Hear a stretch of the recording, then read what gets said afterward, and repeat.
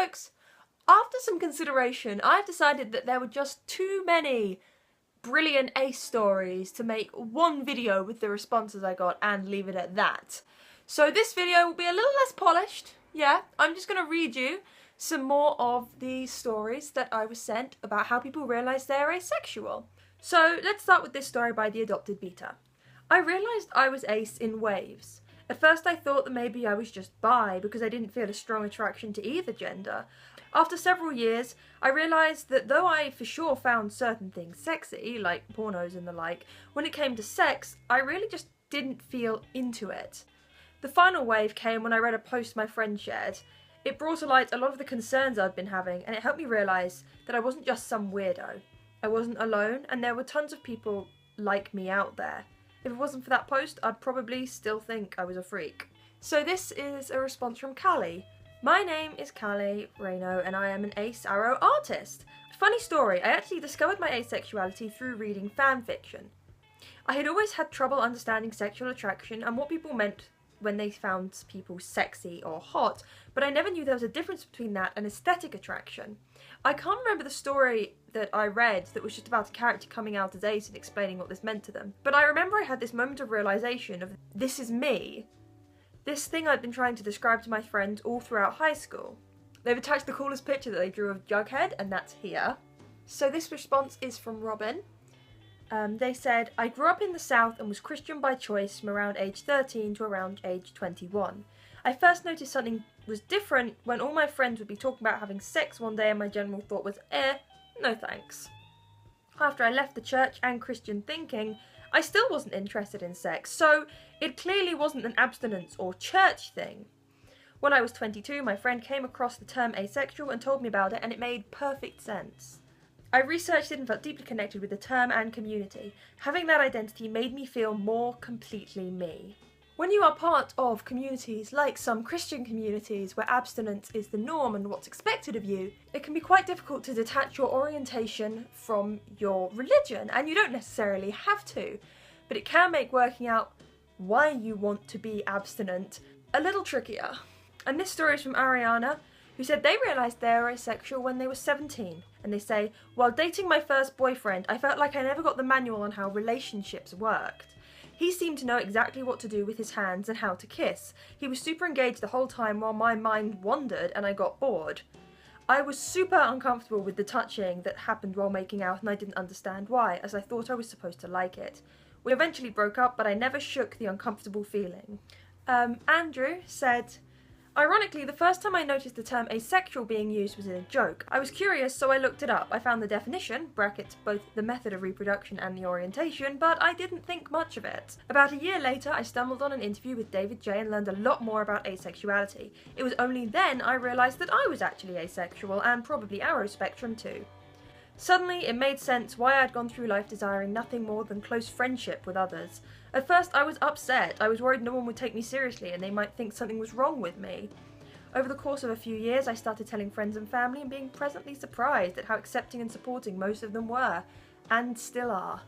That's a really nice story. It's quite a positive story. I discovered asexuality, like the first time I heard the term, was through an interview with the guy who plays Sheldon Cooper on The Big Bang Theory, and he was being quite dismissive of it, so it was not then that I realised I was asexual, so I totally get the idea of hearing a term and not having that moment where it just clicks that a lot of people seem to have.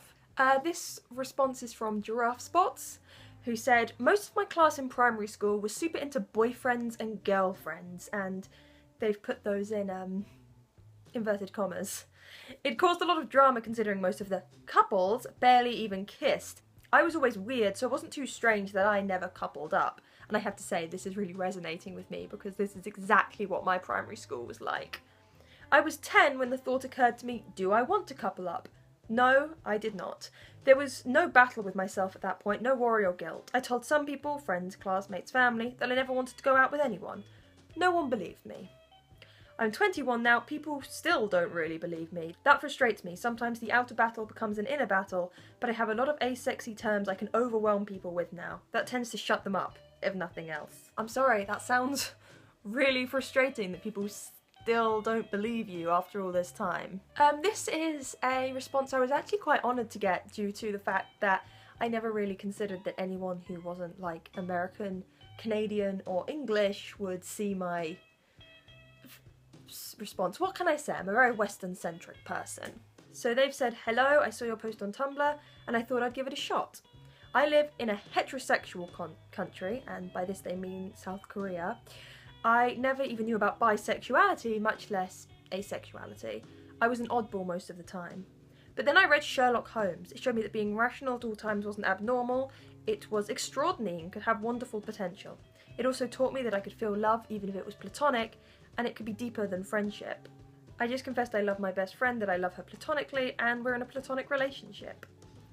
And that's just really lovely to hear. I love that Sherlock Holmes is such an ace icon, even outside of, you know, the UK where he's from. And I'm going to finish off by this response from an anonymous person who didn't give a name, who talked about being demisexual. I'm demisexual. I think technically my road to discovering my sexuality actually started with me feeling attraction for the first time ever.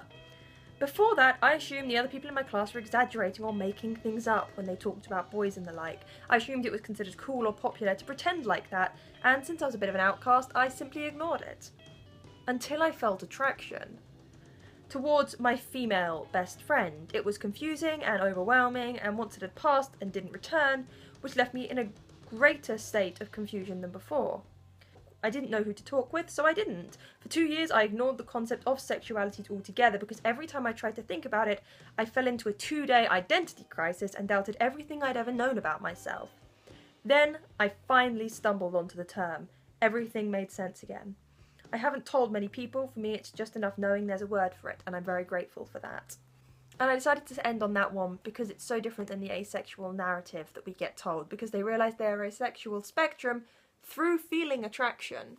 So I hope you've enjoyed this a little rambly readout of some more of the stories. Again, I couldn't read every story or we would be here forever, but I hope that sated your desire to know exactly what some people said, because I know the original video was quite of an overview and I didn't go into many specific details. If your story's been featured, that's awesome. If it hasn't, I'm sorry. I did read it and I probably did find it interesting. Okay, that's it for now. Bye!